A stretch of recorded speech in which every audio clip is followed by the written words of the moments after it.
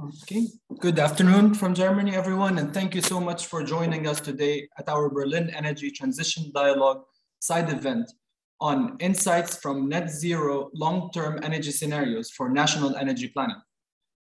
My name is Nadim Goussous. I work with the energy planning support team at the International Renewable Energy Agency, and I'm glad to be your host today.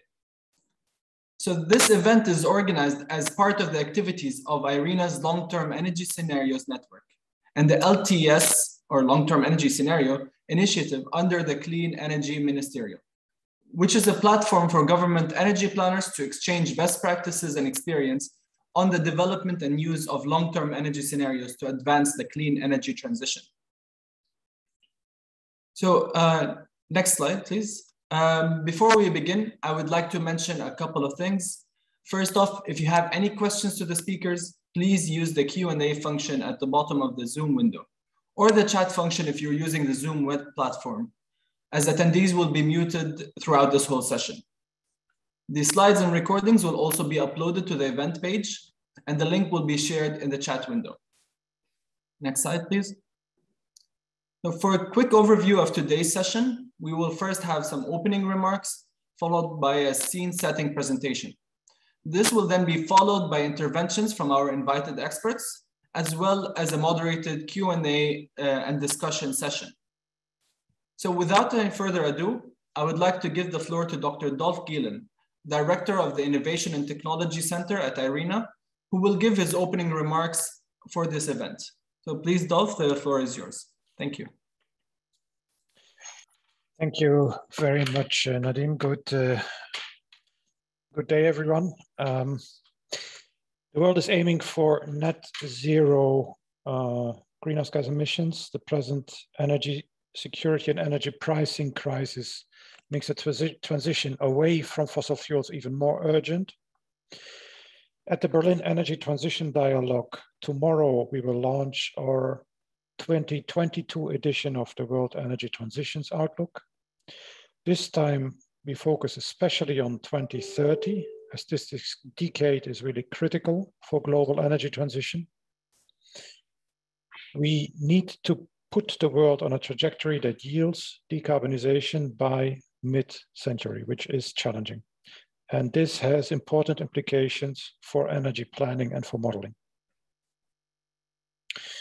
The World Energy Transitions Outlook indicates 6 key transition strategies: energy efficiency, renewable energy, notably renewable power, electrification of end users, clean and notably green hydrogen, direct use of renewables, notably bioenergy, and carbon dioxide removal, notably biomass CCS BECCS. Planning such transition strategies properly comes with specific challenges, and I will mention 6 pertinent examples that have a bearing on energy planning and on modeling. The first one is that integration of high shares of variable renewables requires attention for power systems flexibility and adequacy at different timescales. That is a topic that receives a lot of attention. Second, the role of natural gas in the energy transition and the potential for greening the gas system is not well understood. Green hydrogen must be produced at remote sites with low-cost renewable power. So, should hydrogen be transported from there, or should, for example, industries relocate close to the hydrogen sources? Few models consider industry relocation and other structural change aspects that may follow from such strategic choice. Third, biomass. Biomass supply is scarce, thus it must be optimized. Its use must be optimized. Whereas biofuels for transport may play a role for emissions halving, this role may be greatly diminished in a net zero world. Natural carbon cycle modeling poses additional challenges. Fourth, renovation of existing buildings is a key component of energy efficiency in many countries. However, energy models have problems to capture this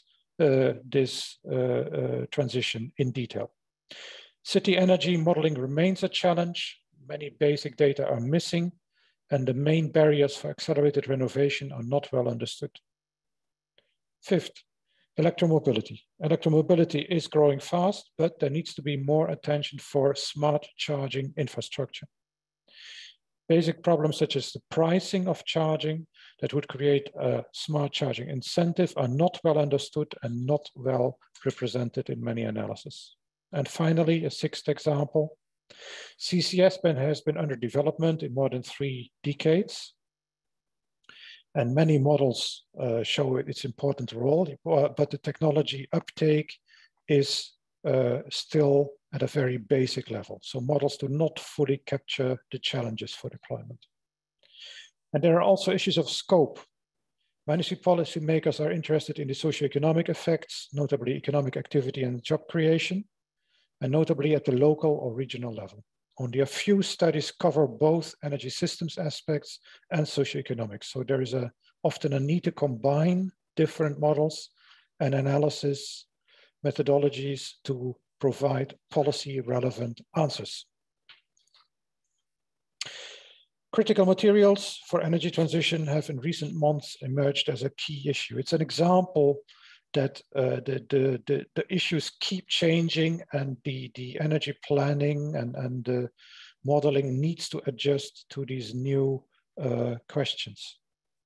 And data quality remains a key challenge. The best model and the best planning can go astray if the input assumptions are incorrect. Despite these shortcomings, planning and quantitative modeling has many advantages over intuitive decision-making.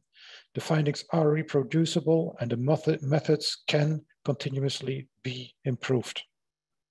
And it's modeling for insights, not modeling for numbers that's needed, as has been said many times before. But we need to be careful also in the process to be clear about what are input assumptions and what are really insights from the modeling and the planning. So energy planning is not a black box that spits out numbers. It's a structured process of understanding the system complexity and structure, the preparation of input data, the processing of output data to draw robust policy conclusions. And it should also include proper scenario and sensitivity analysis. In terms of process, UNFCCC has set up a mechanism for its parties to formulate and communicate long-term low greenhouse gas emission development strategies, so-called LTES, to operationalize the carbon neutral vision stipulated by the Paris Agreement. As of March 22, 51 countries have submitted their LTES to the UNFCCC. There's a need to understand better all aspects how energy supply and energy demand can be fully decarbonized. And given the energy system complexity, there's an important role for models and energy planning in further enhancing the LTES. The LTES initiative and network have been set up with the purpose to help policymakers in their use of energy planning tools, looking for best practices in 3 areas: strengthening of LTES development, effectively use of LTES for strategic energy planning, and third, enhance institutional capacity building for LTES-based energy planning. For example, in that context, we looked at 18 scenarios and compared them for the 4 largest regions, and we found that there is a consensus on the use of on the importance of renewables, energy efficiency, and electrification as key strategies for abatement of emissions. So that is a fairly robust conclusion. But on other aspects, such as biomass use and CCS, the answers diverged quite a lot. So in the context of LTES initiative and network, 4 areas will be developed further in the coming years. First of all, stock take of scenario findings, as the example I just showed you, also to inform the LTES process. Second, exchange on scenarios, net zero scenarios, between the climate modelers and planners and the energy modelers and planners. Third, collection of best practices for stakeholder engagement in the scenario process, both for the preparation of input data, model design, and for the drawing of policy relevant conclusions. And fourth, identification of modeling robustness and weaknesses, including better representation of aspects such as infrastructure modeling, behavioral change, and the need for systemic innovation for mission-driven change. So the energy planning field must continue to evolve rapidly in the coming years as energy transition is high on the global political agenda and the information that is needed for decision-making changes continually. I look forward to the insights from this event as well as the LTES dialogue. You are invited to engage in that dialogue. It's open to all countries and their institutions. Ladies and gentlemen, thank you. This concludes my opening remarks. Thank you very much for your remarks, Dolf. We really look forward to hearing some further insights on the topics you mentioned here today. So now to move on to the next segment, to set the scene, I'd like to welcome Dr. Asami Mikata, Senior Program Officer leading the Energy Planning Support Team here at IRENA. So please, Asami, the floor is yours. Thank you very much, Nadim. Good morning, good afternoon, everyone. In this presentation, I would like to elaborate on the context of this event, building on what Dolf had just introduced. Next slide, please. So overall theme of this event is net zero scenarios for national energy planning. And why net zero? It is because the Paris Agreement calls for limiting global warming to well below 2 degrees. And IPCC scientists translate that into the CO2 emission pathways to roughly look like this figure. The IPCC studies agree that in order to contain the global warming within 1.5 degree increase, the global CO2 emissions need to achieve net zero by 2050 and the global GHG emission by around 2070. On the national level, as Dolf mentioned, Paris Agreement also stipulates that each country develop and submit a national strategy towards just transition to net zero emissions by or around mid-century. And national energy planning is an integral part of net zero climate strategies. Next slide, please. IRENA has been managing the network of government scenario practitioners and facilitating peer-to-peer learning on how national energy planners in various governments develop or use scenario for planning the clean energy transition. Every year, we conduct a survey with members of the network. And our latest survey highlighted that net zero is increasingly recognized as a critical component of the clean energy transition. And here we highlighted some of the key questions that government scenario practitioners are facing in designing the scenarios. They are, for example, direct electrification versus indirect electrification, biofuel versus renewable power, sector coupling and roles of infrastructure, digitalization and behavioral change, energy security and resilience, alignment of national and international strategies, critical materials, and just and inclusive transition. This list gives a starting point for the discussion in the LTES network this year. Next slide, please.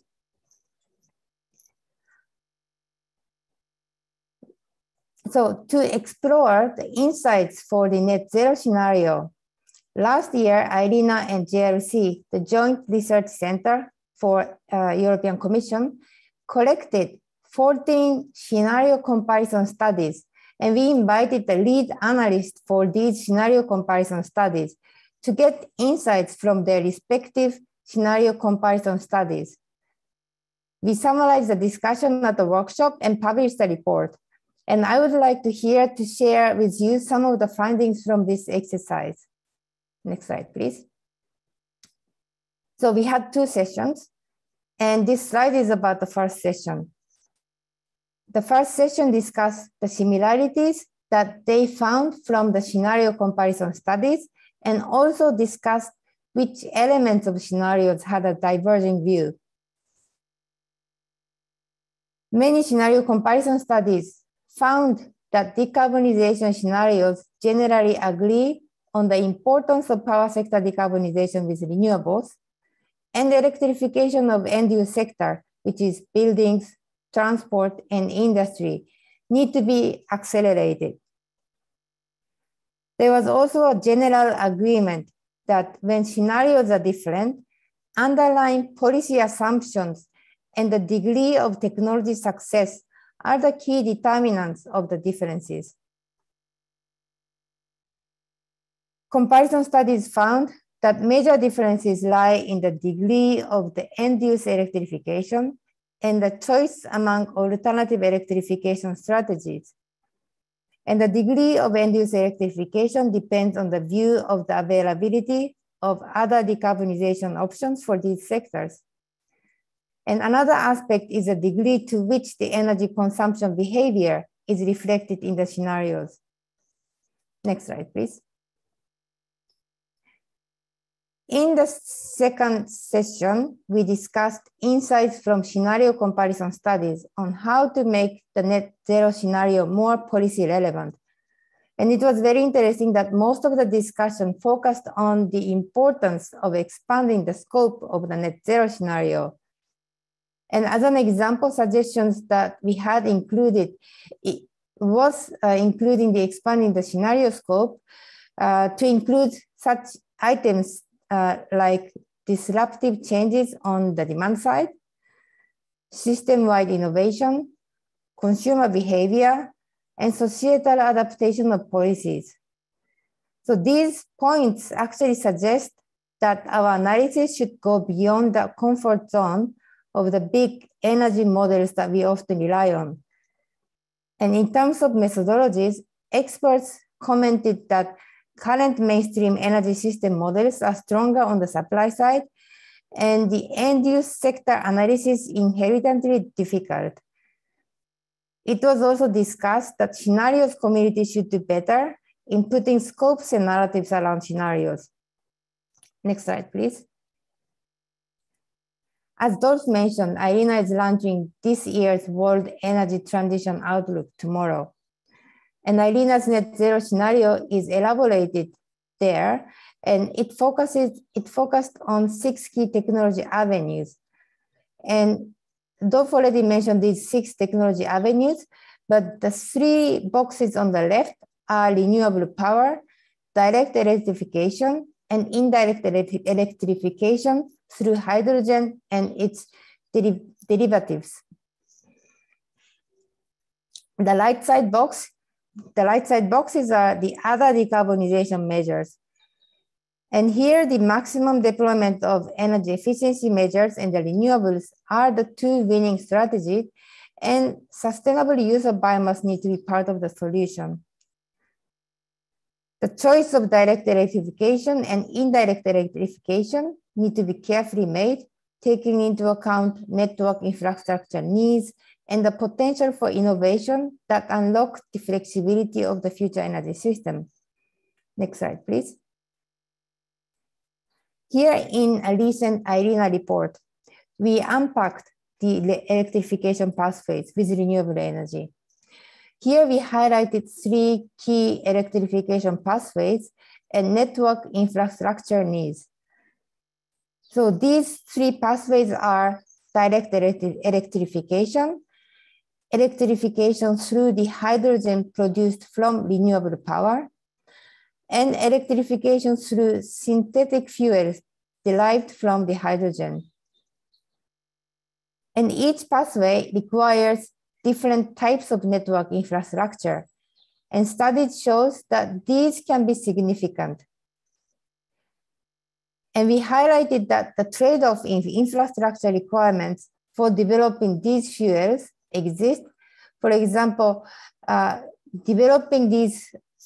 producing these fuels near the power generation site or near the consumer has an implication on different trade-offs for the infrastructure requirement.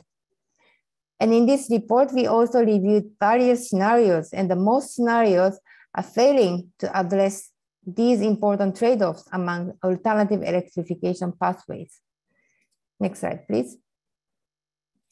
And now IRENA's Innovation Landscape Report looks into the concept of systemic innovation that covers not just a technology innovation in the energy sector, but societal innovation that goes beyond the energy sector. And here we look at how digitalization can enable the smarter use of electricity and how decentralization allows the consumer to be part of the societal innovation and how innovation can unlock the flexibility that is needed in the future energy system. Next slide, please. So this is my last slide. I discussed mainly the insights from scenario comparison studies and IRENA's outlook. Now I would like to come back to the theme of this event, net zero scenarios for national energy planning. And I would like to discuss some gaps here. Net zero scenarios need to have a longer planning horizon and need to define decarbonization scope. And we are seeing many countries start to develop net zero scenarios, but even among G20 countries, only a handful of countries have national energy scenarios that goes to 2050 and have clear net zero scope. And for the LTES, the long-term low emission development strategy that are submitted to the UNFCCC so far, about 1/3 of the submission is based on scenarios, but others are more qualitative. And in order for us to better stocktake the national LTES, we had launched the beta version of the National Energy Transition Planning Dashboard. And we are working with UNFCCC to benchmark the national LTES against LTES within the framework of LTES network. Finally, as I discussed earlier, we expect that complexity of analysis increases as the future energy system gets more complicated. In the LTES network, we see countries set up very differently how they perform such analysis. And we can call it national planning ecosystem. And we expect that ecosystem may need to evolve as it's demanded for analytical complexity, as the demand for the analytical complexity increases. So from today's session, we would like to hear from experts their perspective on what scenario narrative constitute net zero scenarios, what are the possible challenges for net zero scenario design, and what advice they can give to the government scenario practitioners in the LTES network. Thank you very much. This concludes my scene setting presentation. Thank you. Thank you very much, Asami. And I think we're now at a good place to hear from our experts today as well on their thoughts on the subject now. So with that, I would like to introduce the panel members here today. So this panel will be moderated by Dr. Tiina Koljonen, Research Team Leader and Principal Scientist at the VTT Technical Research Center of Finland. We will also hear interventions from Dr. Brian O'Gallagher, Chair of the Executive Committee of the IEA Energy Technology Systems Analysis Program on Energy Systems Modeling, or ETSA for short, and a Professor of Energy Engineering at University College Cork. We'll hear from Dr. Todd Levin, Principal Energy Systems Engineer at Argonne National Laboratory and the Net Zero World Initiative, and Dr. Pablo Carvajal, Senior Manager of Climate Change and Sustainable Finance at Ernst & Young, or EY. So I would like to invite all the participants here, all the panelists, and Tiina, please to turn on your cameras if you haven't yet. And thank you. So please, Tiina, the floor is yours.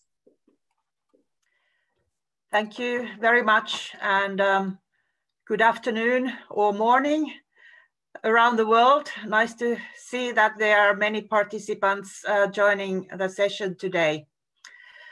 The overall objectives of the interventions we are going to hear after a while to really get the perspectives from expert sides of the key net zero scenario narratives and what are the relevant for national net zero scenario making.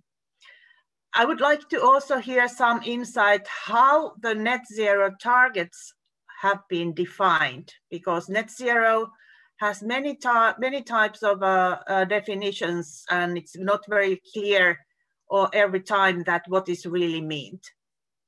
And then we will also hear a new methodological approaches, which may be needed to devise the net zero scenarios, which are typically compared with the developing business as usual scenarios.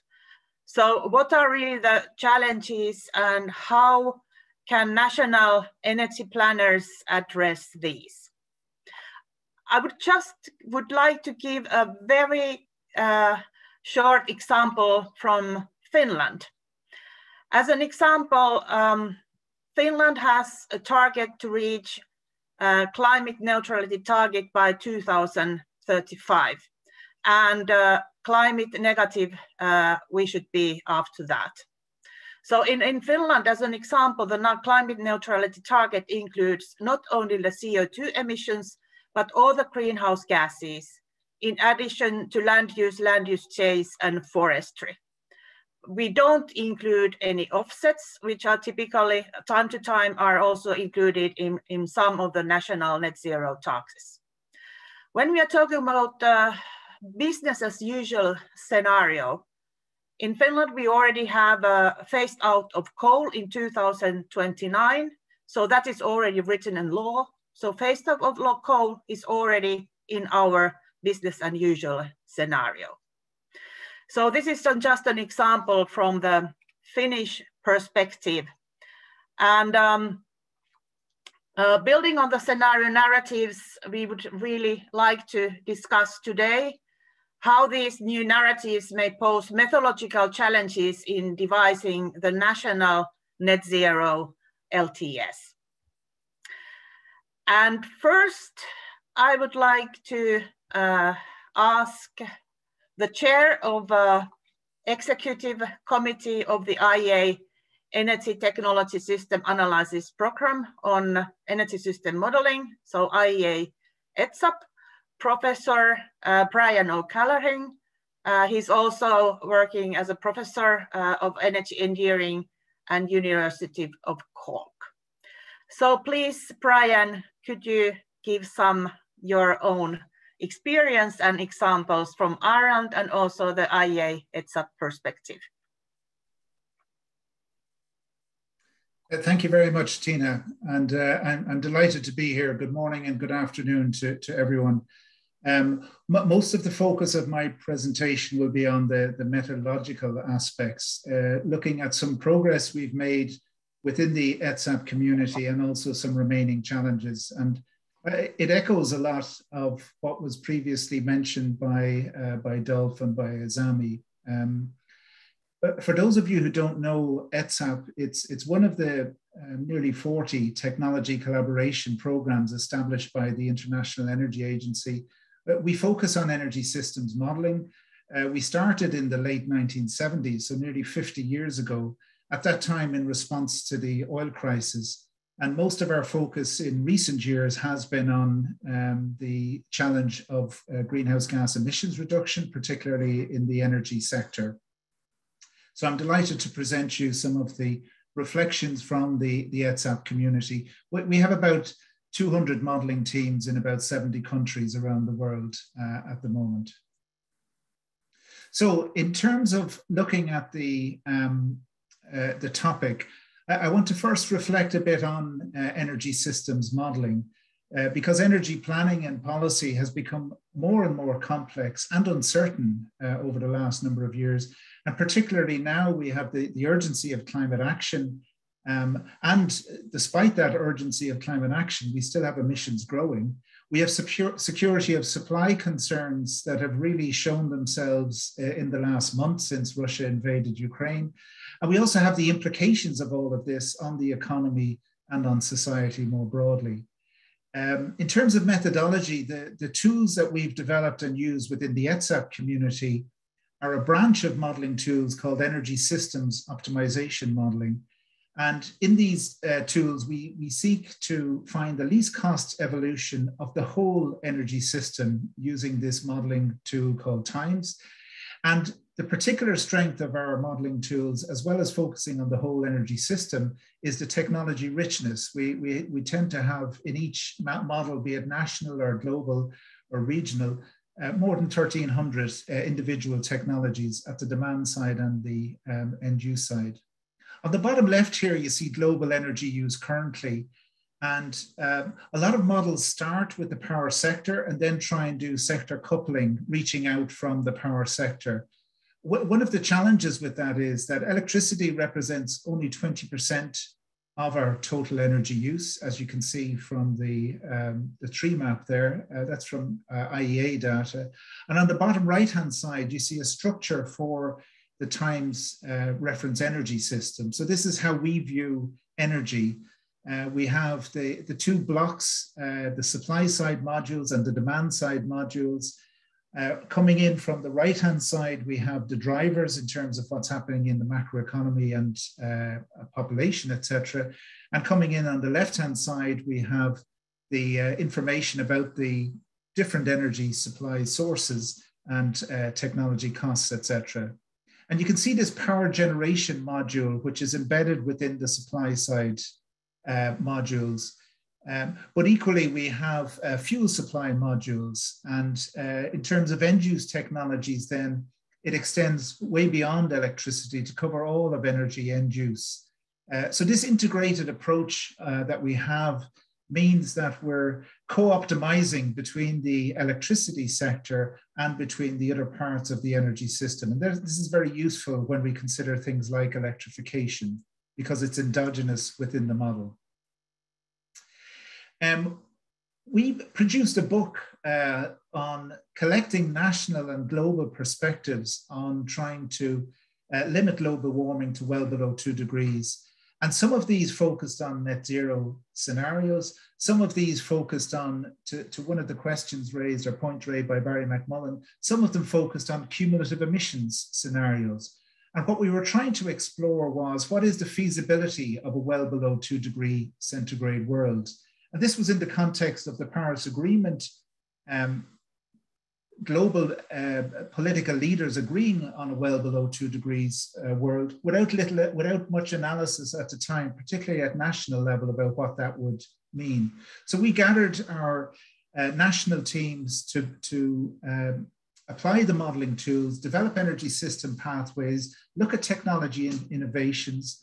Some focused on the role of behavior change and on the macroeconomic impacts. And then we had chapters as well that were directly related to national determined contributions.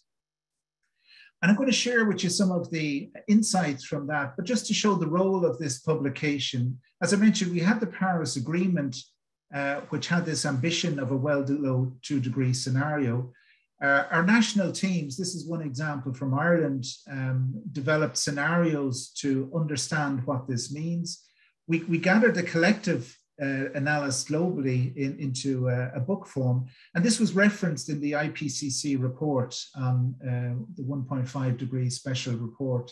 And at the time, there was very little national analysis on deep decarbonization and on pathways for a net zero future and pathways that encapsulated cumulative CO2 emissions targets.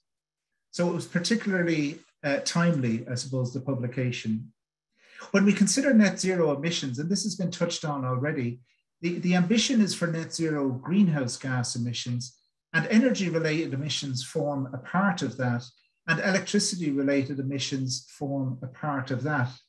So we can't just focus on net zero electricity-related emissions, or we risk overshooting on net zero energy-related emissions and also on net zero total greenhouse gas emissions. And why this is important, it's worth reflecting on Ireland's greenhouse gas emissions, as you can see in the tree map there. And on the right-hand side, you've got the different energy-related greenhouse gas emissions, but these only count for just over half of total greenhouse gas emissions if we include agriculture, industrial processes, waste, and land use. Now in Ireland, we have a particular challenge with agriculture. Most countries don't have 35% of emissions coming from agriculture, but it just shows the importance of not just focusing on electricity, which in our case would represent only 13% of greenhouse gas emissions. So the net zero electricity related emissions has to come before energy related greenhouse gas emissions. Net zero energy related emissions in turn has to come before total greenhouse gas emissions. And this reflects what Tina mentioned for Finland, that you have to roll back from the greenhouse gas emissions target to find suitable timeframes for the energy and the electricity related emissions. And in answer to two of the questions that came through on the chat from Anjana and Amin, the reason electricity is a key focus is we have made some progress in technologies to decarbonize electricity. And in order to really harness those innovations, we have to electrify large parts of heat and transport to achieve net zero energy related emissions, which in turn will contribute to an overall net zero greenhouse gas emissions ambition. So what have we found from the analysis that we've done? What can we say in terms of the key learnings from these net zero scenarios? One is, and this was touched on by Dolph, immediate mitigation action is absolutely required. We really need to have a very strong focus on the period to 2030. Even with that, the other observations that come true from the analysis we've done are that negative emission technologies have a crucial role, not as a substitution for mitigation, but in addition to immediate mitigation. And the delaying of action really makes the pursuing of the 1.5 degree goals unachievable without extremely high levels of negative emission technologies. And this is a key challenge. We also need greater focus on emission reductions in the demand sectors. Again, this was reflected in Dolph's comments or aligns with those. And that focusing on technological development is likely not to be sufficient. And this reflects what Azami was saying from the innovation analysis. And we also need to reduce consumption. So we need to reduce not only energy demand, but energy service demands, that these are essential. So some of these were the key learnings from the global analysis that was done and captured in that book that I mentioned. When it comes to national insights from national net zero scenarios, we see some different topics coming across in the different countries, but we also see similarities. So the role of electrification, the role of decarbonizing electricity, they're very clear in all countries. In Denmark, it was interesting that one of the biggest enablers or levers was a ban on the sale of internal combustion engines by 2025. In Switzerland, there was a focus in addition to new business models for smart grid storage and power to gas. And in France, the societal dimension, sometimes also reflected as behavior, the consistency between evolving lifestyles and the need to decarbonize the economy. When we look at some of the other insights from national net zero scenarios, in Ireland, it was very clear that we need much stronger near-term mitigation. And also, while the 1.5 degrees was technically feasible, it was extremely challenging. In our case, in part due to the large share of emissions from agriculture, where it's much more challenging to see mitigation, certainly technical mitigation solutions. In Portugal, electrification came through strongly, but also not only in EVs and buildings, but also in parts of industry. In Canada, there was an interesting reflection on the need for cooperation between Canadian jurisdictions. And in Australia, we saw that electricity and transport were the sectors that can achieve most of the emissions reductions. So this is a very short summary of some of those reflections from the national case studies. And what we can draw out then is some of the methodological strengths within the modeling that we used. The whole energy system part was a significant strength, given the rates of electrification and sector coupling that we've identified. And these are endogenous within the Times models.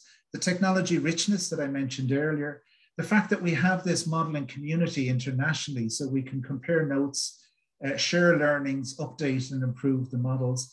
And we've made some significant progress on the variable renewables, this question of integrating short-term operational power system constraints into long-term energy planning. In terms of some of the remaining limitations, and it was interesting hearing Dolph's 6 items that he had identified. Some of them are captured here, and then there's some other aspects that come out. And I think, you know, our understanding of technology and economics has improved, but we have significant gaps on the societal aspects. And this is critically important, and I'll come back to this in number 3. Energy security as well is an area we really need to ensure that we can co-optimize between climate mitigation and energy security. We need to phase out fossil fuels. There's a particular emphasis, urgency at the moment of phasing out imports of fuels from Russia. And it's very important that these aren't displaced by fossil fuels from elsewhere, but rather by decarbonized solutions. Now, there may be some gas displacement in the short term, but certainly seeing a displacement of gas with coal would be a really negative impact for the for emissions. So this question of energy security and methods to align energy security with climate mitigation is important. The third one then relates to mission-oriented decarbonization. And this is where we've some learnings from the COVID-19 responses around the world, where people didn't look for necessarily the least cost solutions. There was an urgency to deal with an emergency. And so policies were put in place that were necessary, that were essential to achieve the goal, in that case, of stopping the spread of COVID-19 and ultimately in finding and distributing the vaccine. And we need a similar approach to the climate emergency in terms of mission-orientated decarbonization. And this has a significant link to number 1 there, the societal aspects. And that's where I think we need to make considerably more progress. So thank you very much, Tina. I'll hand back to you. That's some reflections from the ETSAP community. Thank you.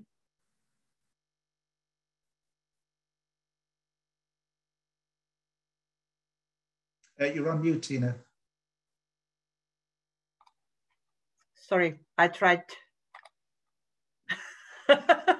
There is the operator who is also doing the unmuting and muting, so we are doing that at the same time.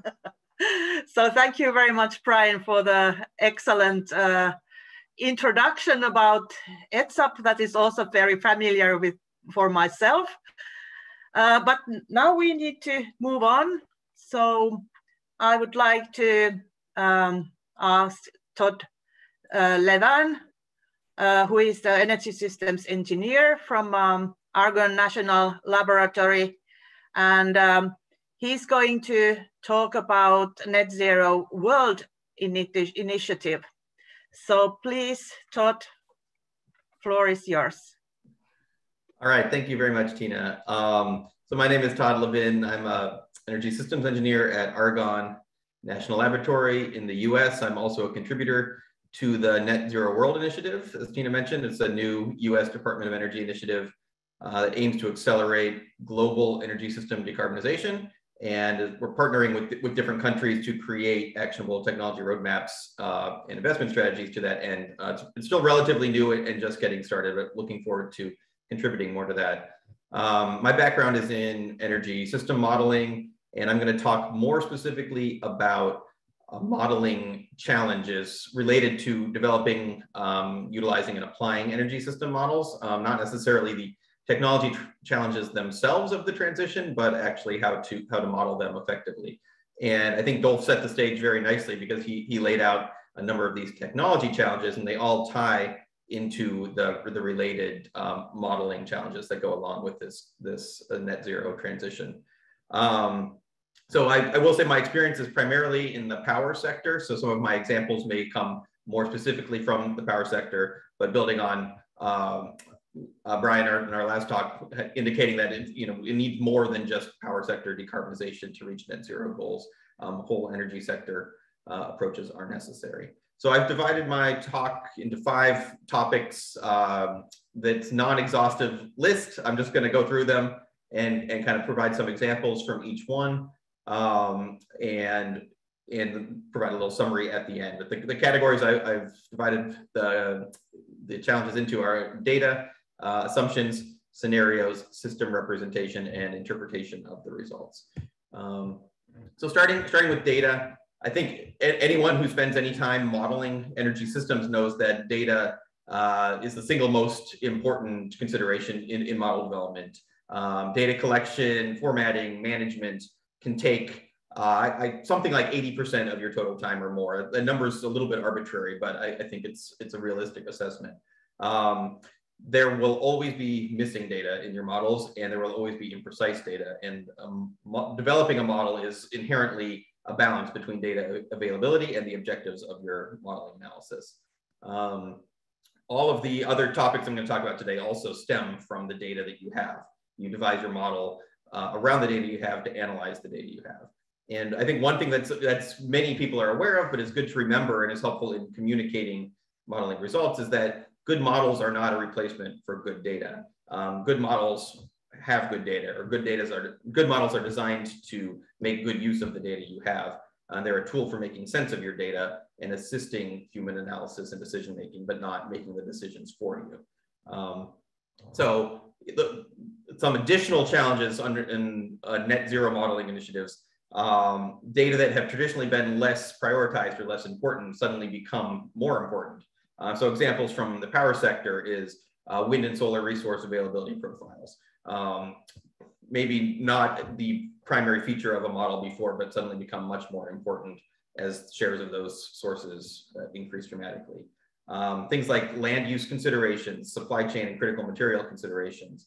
We see scenarios in the US with huge deployment of batteries, battery storage technologies that have a lot of critical material requirements, huge deployment of wind and solar. Is there land available to put them, or where will you physically put those resources? These are things that maybe haven't been considered previously in models because they weren't as significant, but are much more significant now. And then similarly, non-traditional fuels, supply curves, availability of biomass, hydrogen, and other non-traditional fuels, again, become much more important in understanding in detail. In terms of model assumptions, your model assumptions shape the value of your model for a target application. And there's always going to be inherent uncertainty in your model assumptions and the parameters that you use to define your model. No one can predict technology costs 20 years in the future, and no one can predict demand for services 20 years in the future. Current technologies may change dramatically, costs may decrease, and there may be technologies 20, 30 years from now that we can't even conceive of today. So how do you account for that when developing a model to try to understand that transition today? And the answer is you can't necessarily account for everything, but you can devise a model that is informative and helps understand the potential impacts of changes in those parameters. I think it's important to define your assumptions or choose your assumptions so you understand which assumptions may be less certain and may somewhat uniquely define your results. If you have an assumption of a particularly low technology cost and you see large adoption of that technology, it's important to understand that the reason for that adoption in your model might be the low cost that is relatively uncertain and that you defined in your model inputs. So specific to net zero challenges, kind of additive and more specific, what is the definition of net zero? This has come up a couple times already, but how do you account for emissions? Are they direct emissions? Are we looking at life cycle analysis? How do you net out emissions in your accounting? What counts as a negative emission? These are all somewhat open questions and subject to a little bit of debate and finesse in your model definitions. And then I think a simple example, just technology costs. When we're talking about net zero technologies, changing much more rapidly and much harder to define what cost projection might look like well into the future. Okay, scenarios. So we can have whole talks built just around scenario definition. And we do have talks and papers and books written on scenario definition. And I think my takeaway there is do not underestimate the importance of good scenario design. No one scenario is going to be correct. Most models or studies have a reference or a business as usual case. It's important to understand that's not necessarily the most likely or probable or realistic future, but it's a reference. It's something that you compare the rest of your results to draw informative insights.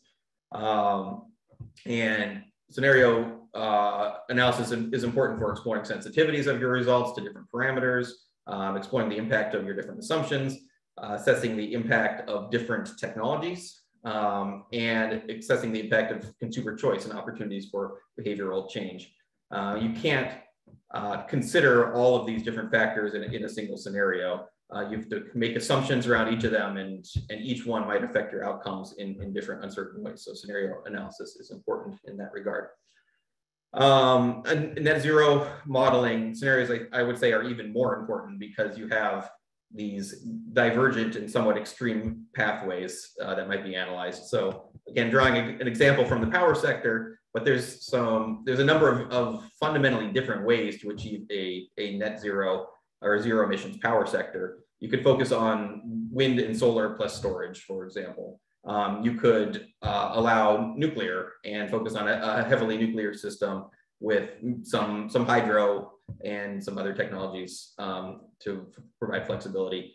Or you could focus on maybe a CCS scenario or a pathway where you maintain some thermal fossil generation resources, but capture the carbon, supplement with hydrogen. So these are all lead to fundamentally different power systems that operate in different ways, but all get to the same result. Now, obviously, you don't have to choose just one of those. There's combinations in between. But the idea is that the scenarios are a little bit more strictly defined in this net zero framework. And it's important to understand the difference between those pathways for achieving net zero emissions. System representation. So I think it's important to always remember that models only approximate reality. Any model that you develop, you're going to make simplifications to represent the aspects of that system that you think are more important or more impactful to your modeling results. So you're likely going to be simplifying your geographic or your temporal resolution to some extent. You might use, in long-term planning, you might use yearly time steps. You might use 5-year time steps, depending on your modeling goals. In operational modeling of a power system, you might not model dispatch every hour. You might pick 1 day every month or a couple hours a day to represent in aggregate the system. And so you're always compromising between those assumptions, relaxations, and your representation and your computational capabilities and your data and your analytical capabilities. But what this means is that the real world is translated imperfectly into models. Things like societal objectives, human preferences, and behavioral change, local land use, political policy considerations, and project level investment considerations might get overlooked to some extent or might not get fully incorporated into a model that's trying to analyze the bigger picture. And these are all issues that will become more important in net zero modeling in a net zero future. And other things like how do you model the net zero goal from a formulation perspective in your model? Is this a strict constraint? Does it ramp up over time? Is there sort of a cliff where you tell the model you have to reach net zero by this time? Is it a soft constraint with a penalty for deviation? Are there economic or policy incentives? These are all different ways to reach those objectives, both in the real world through policy and in your model. You have challenges with longer planning horizons, as I think was mentioned earlier, looking out to 20, 30 years, in capturing challenges with not just technology choice, but actually implementation and deployment, because we're talking about implementing new technologies on a scale that we haven't done so before. I think energy security was mentioned before. That's another one that's increasingly important to represent in models, but there's not always a single clear means for doing so. And also, again, a little bit more of an example from the power sector, but ensuring reliability. Models are simplified. They don't model power system dispatch every hour, every 5 minutes, or every, on sub-second intervals where we actually maintain reliability in the power system. And usually models rely on metrics to ensure that reliability. is met. And those metrics need to change in the future as we rely on more new technologies such as wind and solar and batteries. And then finally, interpretation of results. So I think, again, important to remember, I always say this, but models don't make decisions, people do. Models inform human decision-making, and your results must be interpreted in the context of your data availability, your assumptions, your scenarios, and the system representation, the factors I mentioned before. And I think it's important as modelers to help policymakers overcome the tendency to interpret results coming out of a model as the answer. And I remember there's a comment earlier about process, not numbers, or something to that effect. So interpretation of the results and understanding what the results mean, but not focusing on the result as the answer. And in that regard, communication of key findings is crucial. Again, in net zero context, even more important because results and projections will be well outside of the current status quo. And so it may be harder for less technical audiences to interpret or to understand the implications of those results. It may be harder to imagine the process for achieving those results as well. And understanding and communicating that the actions stemming from the model that are developed based on the model results will need to be continually revised. It's okay to revisit your model assumptions in 5 years and change your course. That's not admitting defeat, it's adjusting in real time to new information that you have. And again, emphasizing that it's a pathway, not just an end goal, but there's a process for achieving this goal. So I think, let's see, just I briefly summarize, I know we're a little tight on time, but I think highlighting that the importance of data cannot be understated. Many parameters are uncertain, and your assumptions may in some ways define your results, and it's important to understand when that is the case. And that models do not provide the answer. Models do not make decisions, humans do, and additional tools and experience are needed to interpret results from your models and clearly communicate actionable outcomes from them. So I'll stop there. Thanks everyone for your time, and look forward to taking some questions in a little bit. So thank you very much, Todd. You had some excellent examples. I have many good examples in my mind to compare that work we have been working with, but we still are going to hear, last but not least, intervention. It is going to be presented by Pablo Caravel. He's a senior manager in the Ernst & Young, so managing the climate change and sustainable finance. So please, Pablo, floor is yours. Thank you very much, Tina, and thanks to IRENA for organizing this event on long-term energy scenarios. My talk is a bit more oriented to the use of scenarios in the financial sector, perhaps an outsider's view on how the scenarios that are being produced at the global level, regional level, is impacting what's happening on the financial sector and also at the corporate level. So what has happened is that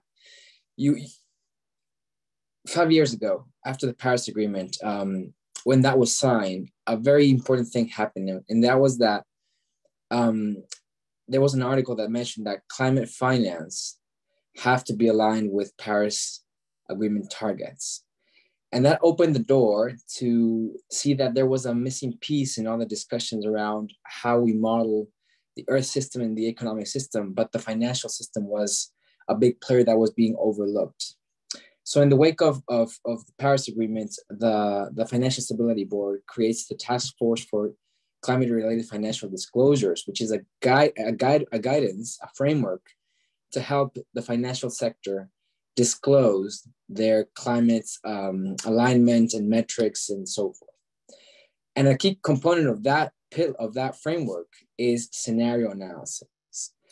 So what happens is that as companies and the financial institutions start to look for a framework to be able to comply with this urge to align to Paris and to get on board the climate discussions, as shown in the Paris Agreement, they find themselves with a need of looking into long-term scenarios. or how they call more in the financial and corporate world, climate scenarios, which are basically scenarios that deal with climate change.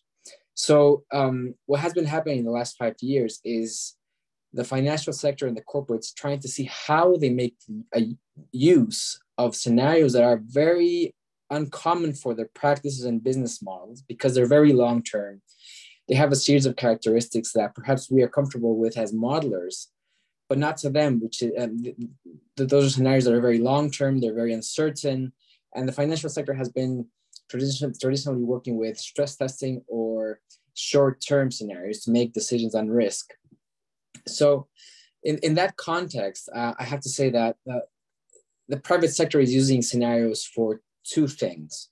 And then I'm going to bring in the idea of net zero and how that even makes it more complicated. So the private sector is using scenarios for two things, basically. The first one is risk and opportunities management. So the big question is, how will climate change impact our business model? And how do we use scenarios to identify exposure in our portfolios, in our investments, in our assets, etc.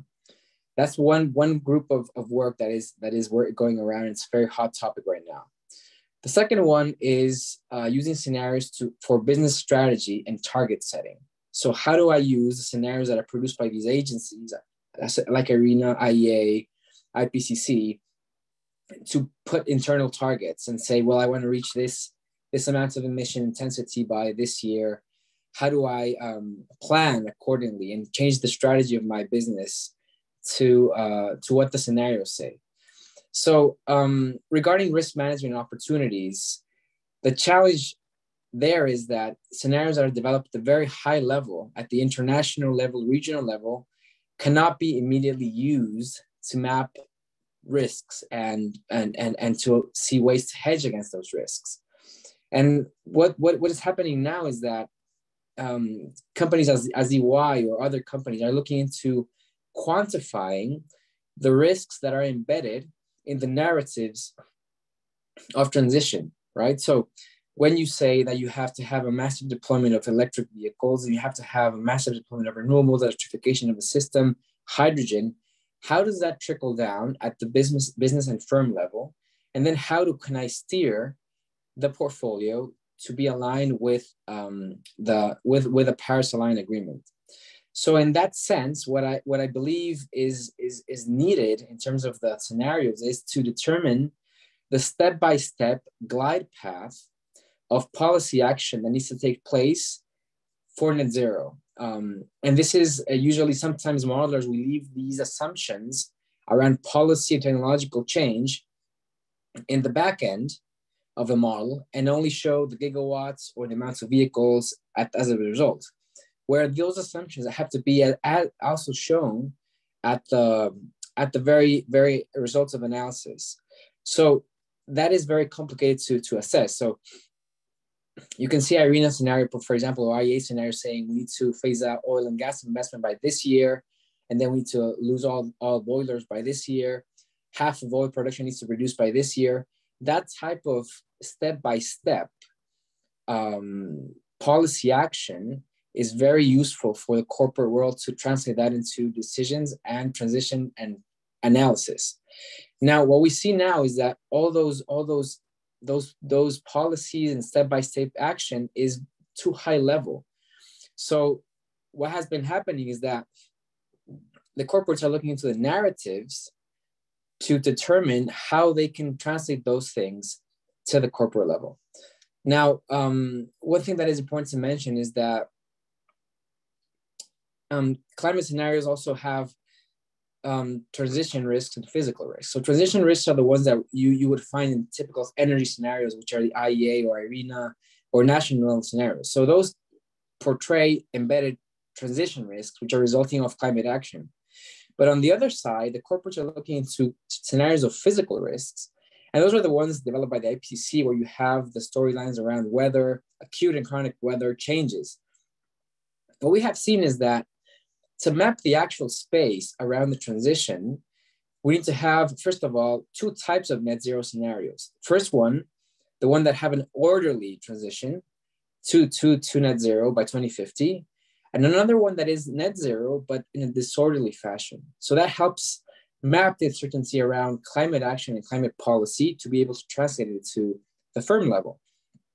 What we usually see is one single scenario of net zero, but we don't see many scenarios around net zero, which are parallel net zero scenarios portraying different types of solutions. That is something that I have seen in the corporate world. So net zero scenario becomes the reference scenario, and around the net zero scenarios are the scenarios of other possible alternatives to net zero. And that really is what could happen.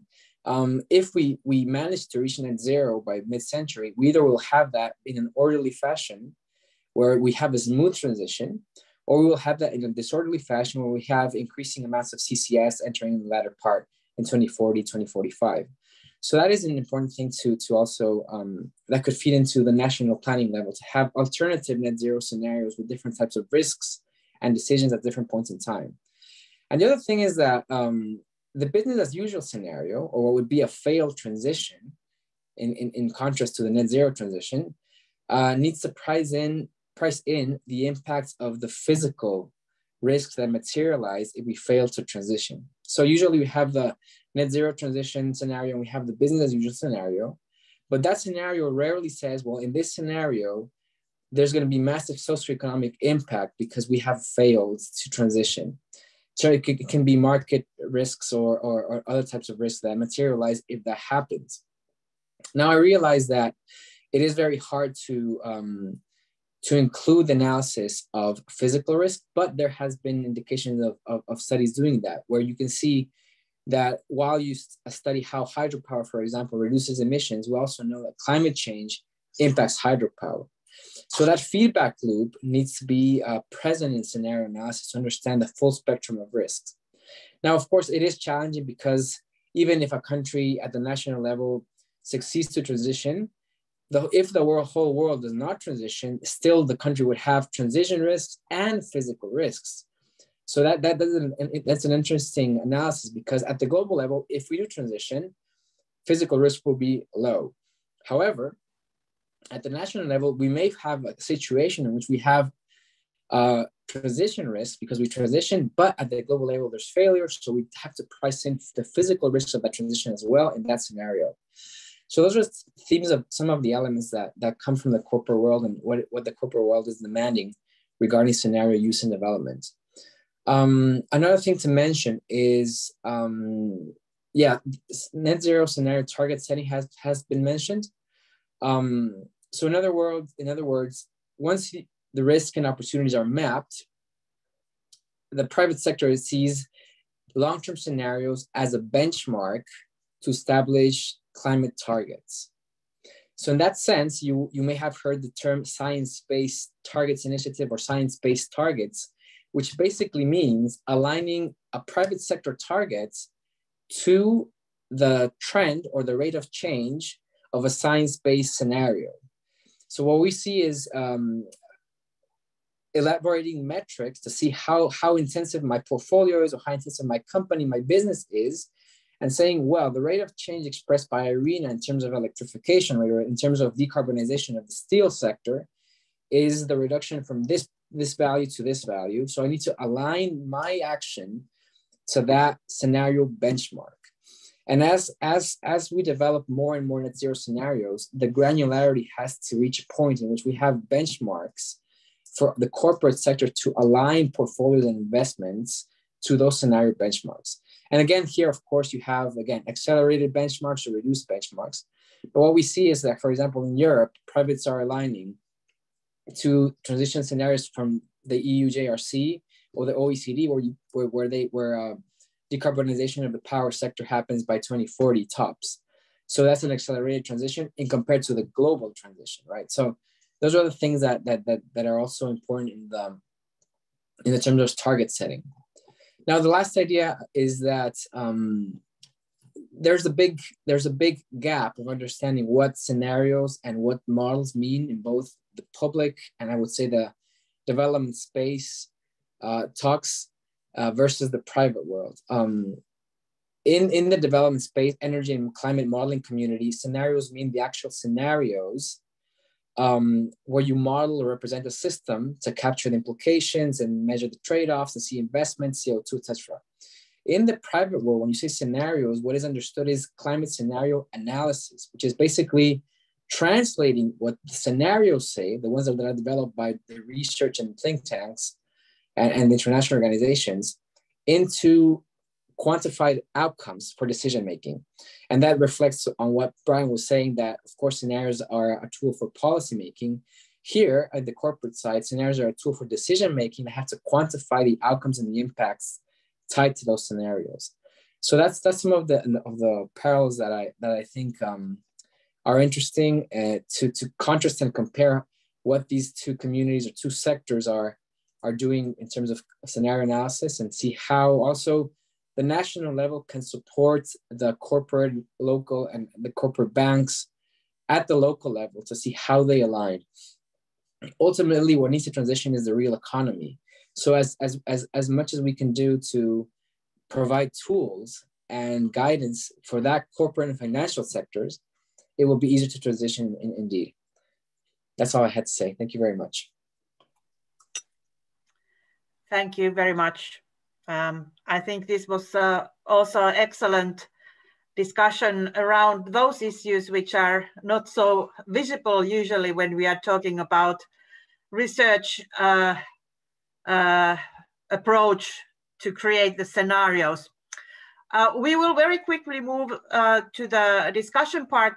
In fact, I will ask only combine two questions. You can answer, all the panelists can answer to that, because I picked two questions from the question answers and chats.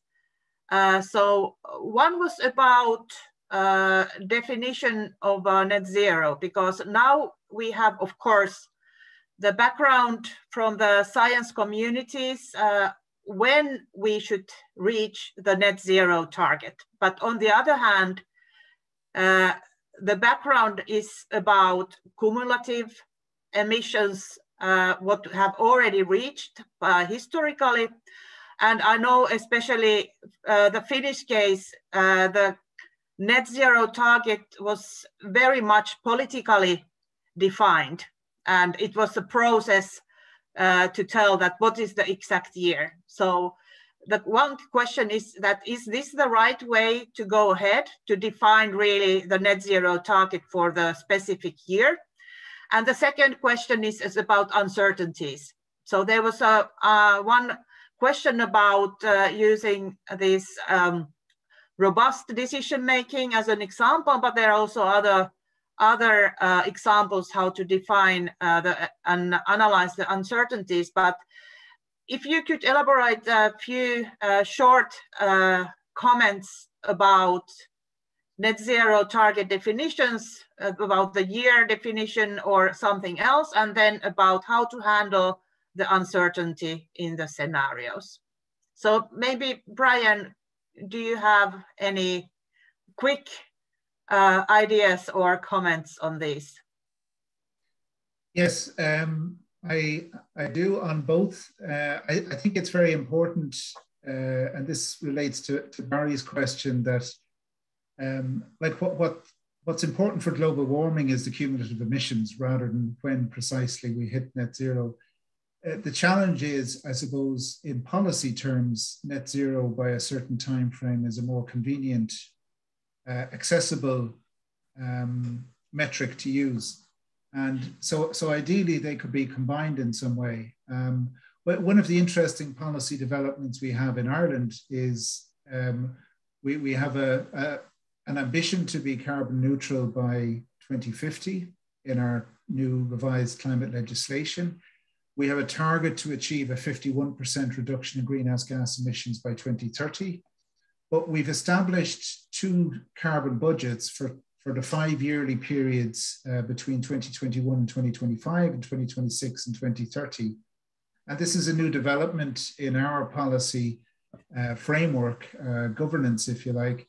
And but it achieves this goal of aligning, if you like, an emissions reduction target by a certain year with a level of cumulative emissions. And so I think that's a very important development.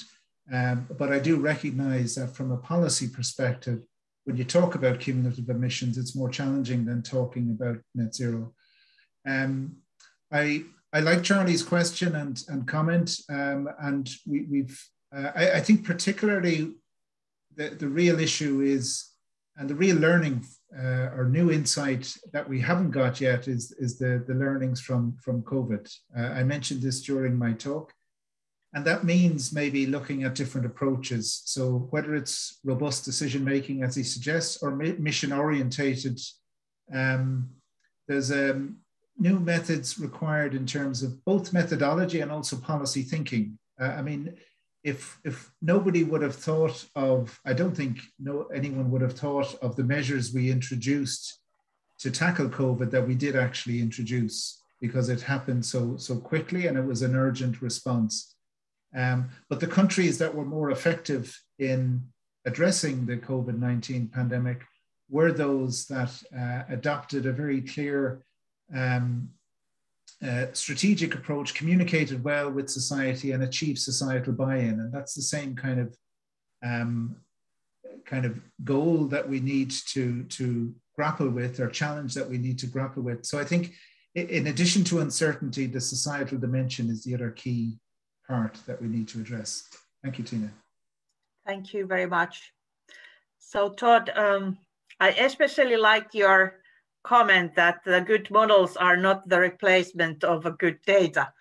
But would you like to highlight or comment either about the net zero target or uncertainty issue from your perspective? Sure, yeah. I think on the first, kind of on the net zero side, I think as a, try to say as, keep my role as a very objective modeler, and say that certainly the definition of net zero matters, the timing, the pathway, the implementation. And I think the key is, in general with modeling, but specifically in this application, is to understand what the real objective is, and communicate the impacts to policymakers. So if the true objective is reducing cumulative emissions, you can model different definitions of net zero and show policymakers how that impacts that metric of cumulative emissions. If the actual goal is just to achieve net zero at a certain time in the future, that's a different objective. And so, I would say as a modeler, like I've said before, our job is to inform policy, to help analyze policy, but maybe not necessarily to set policy, uniquely determine what is the best policy, because that has to be balanced with other considerations as well. But what we can do is use scenario analysis, use sensitivity analysis to show the impact of these different definitions and policies and help guide the best policy going forward. In terms of uncertainty, I think I touched on that a decent amount in my time, but just highlighting, I guess, or reiterating that there is massive uncertainty in this transition. And I think the way to address that through modeling and through communication is just showing the extremely wide range of results that can come out of models and analysis depending on your assumptions and your scenarios. And hopefully that will help communicate the challenge that we're facing, and also the need to be adaptable as we progress forward. So I'll leave it there to make sure we leave a little bit of time. Thank you very much. So Pablo, I especially like your comment about that we should make the net zero as a reference scenario. So turn around the whole thing. I'm not sure that how our policymakers will receive that information that now we have the new reference scenario. But do you have some ideas about defining the net zero, even though it's allowed as reference, or the uncertainty, which you also already touched in your presentation or speech? Sure, yeah, indeed. The net zero is the reference now. Yeah, a couple of things, for example, that come to mind from my experience so far in the financial sector is that, for example, the Net Zero Banking Alliance and NZBA, they require their members to present, after a year from joining, they need to present interim targets by 2030, but they don't demand a target by 2050, assuming that everybody will be at zero, right? So, and I recall this because I think at some point when I was at IRENA some months ago, we were doing scenario comparisons, and I recall this comment from Dolph that when you look at 2030, actually everybody's all over the place. 2050 is more consistent, but the real thing that matters is now what is important is 2030 more than 2050. So I think we need to look into to capture the cumulative emissions that the Brian said, not the end point on 2050. We need to look into the interim targets at 2030. So we have to have net zero 2030 targets. I think that will bring clarity also into how we're doing and how the different people see the net zero pathway by 2050, if they have a more accelerator or a more delayed transition. So 2030 is key. I think that's my comment. Regarding net zero definition, of course, some people include CO2, somebody talk about GHG, or there's power system, energy system. What we're seeing is that net zero, people are talking about GHG directly in the industry, mostly just focus on that. So I guess that's the thing. Then regarding uncertainty, I think we need to be clear about where the uncertainty comes from in models. And there's two streams, basically. You have data uncertainty and you have model uncertainty, right? So either your data is uncertain or the way you're representing the reality in your model is bringing the uncertainty. So I guess how you solve that on the first hand data, well, of course you need to have better data, but on the structural uncertainty, which is the model uncertainty itself, I guess the best way to gauge that uncertainty is having the same data and modeling the same system with two different types of models and see what are those results. So this actually has happened. There's a study that came out that uses the same data to measure transition risks with models, and they try 15 models, and they all provide different results, though they are aligned in terms of trends and insights. And that is also circling back to what Brian was saying, that we need this for insights and not necessarily numbers. So those are two practical ways. So I would say if you have the ability of having a second model around or a different alternative methodology, try modeling the same system or net zero strategy with the same data to see how often the models are. Thank you very much. We are really now coming to the end of the whole session, but I would still ask you to give a very, very short, quick comment on how you see that, how LTES network could support national and other stakeholders or governments in their strategy and decision making.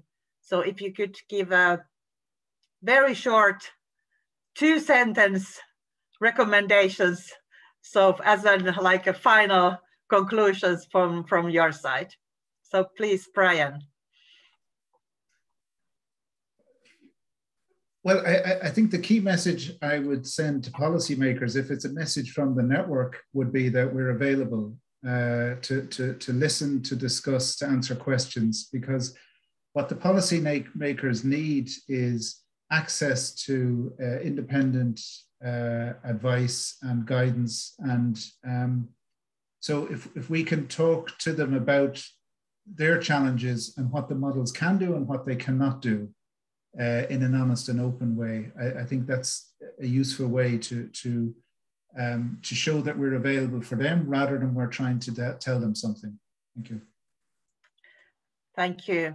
I definitely agree, Brian, your comment and idea. How about you, Todd? I think similar, maybe I'll frame it this way, is that I think welcoming up more of a dialogue between technical modeling and policymakers, but also emphasizing the benefit of conducting your technical analysis while you're devising policy, and rather than being responsive to it. Because I think oftentimes things work backwards, where we react to a policy and model the impacts and then leave policymakers maybe scrambling to make adjustments.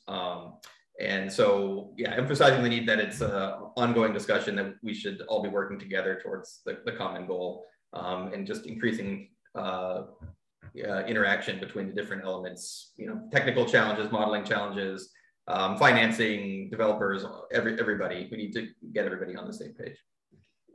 Yes, thank you. Very important, the interaction between different partners and the stakeholders. And so Pablo, you have the possibility to give the very last ideas and comments. Thank you, Tina, and great comments from everyone. I guess for the network, I would say that yeah, if there's a possibility to reach out to the private sector, it would be great. Framing the question around how to use scenarios in the corporate and the financial space is something that would be interesting to see. There are frameworks that are out there. There's SBTI and there's a series of frameworks that are out there. And I think there's a connection to be made around how these frameworks that are guiding the corporate and the financial world are considering IRENA scenarios, for example, or IEA scenarios or national scenarios. Or how do you combine IRENA scenarios with a national scenario? How do you match those and then translate that into decisions? I think that would be hugely beneficial to engage with the private sector. Thank you. Thank you very much. And I would also thank all the speakers and from their very excellent interventions. And I will still pass the floor to Nadem to give the final words. So thank you very much also for all the audience who has been listening to the discussions, and have a nice rest of the day. Thank you. Thank you so much, Tina. And thank you, Brian, Todd, and Pablo as well for a really fascinating discussion. It was truly enjoyable. And we especially took note of your recommendations for the LTES network and how we can actually disseminate those practices with the policymakers and the private sector. So thanks again. So as we are reaching the end of the session, I would like to thank once more all of our speakers. I'd like to thank Tina as well for the moderation, as well as Dolph, Asami, and Pauline behind the scenes. And I would like to thank our participants. It's always a pleasure to hold these kinds of talks, and I think they truly add to the global discussion and how to use long-term scenarios to advance the transition. So as I mentioned, this event is part of the activities of the LTES network. So if you have any questions, please don't hesitate to reach out to us at ltes@irena.org. The slides and the recordings will also be uploaded to the event webpage on the IRENA website. And yeah, that's it. So thank you very much and see you at our upcoming events, hopefully. And we'll now close with a short video.